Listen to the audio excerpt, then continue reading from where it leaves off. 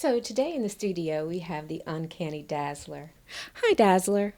Thank you for having me. So I have been doing some research on you, which has been kind of fun. I know you're a shocker, but I was surprised to find that you had a great upbringing, got good grades in school, and you had a great relationship with your parents. So why the desire to shock? I think people see me as more shocking than what I really am. I don't see myself as particularly shocking.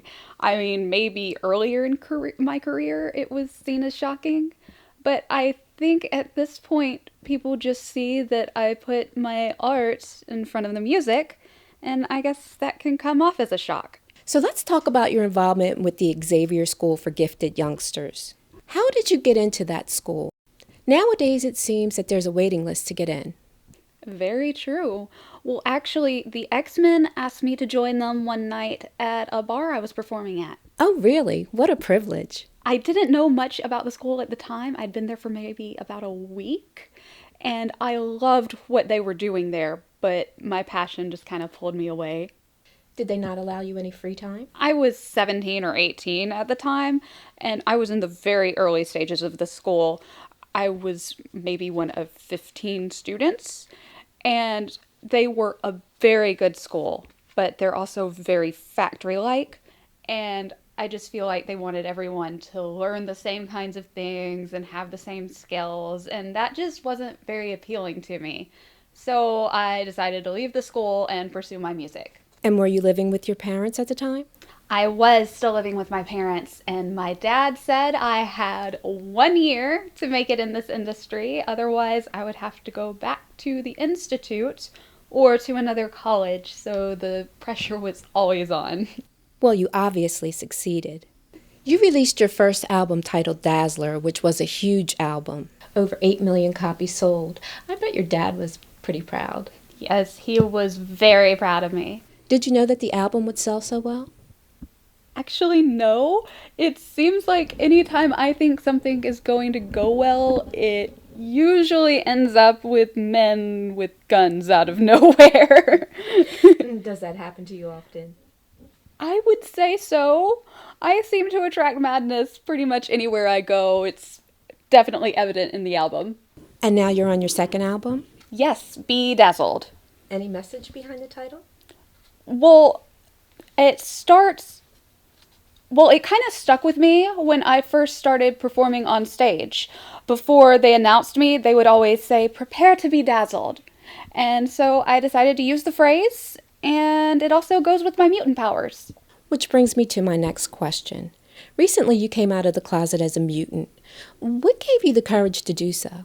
Well, it wasn't easy. This was actually something I was nervous about for a long time, and trying to avoid the topic was always a bit of a struggle. Because you use your powers on stage, correct? Is that why people suspected that you were a mutant? Yeah, that was definitely one of the biggest signs. Was it hard to tell your family? No, they were very understanding. My dad was super religious and gave the whole speech on devils and angels. But after that, he just left it alone, and it was kind of a, oh, we love you and we accept it. Let's just never talk about it again, okay? That must have been hard for you to have the courage to tell your parents, especially as a teenage girl.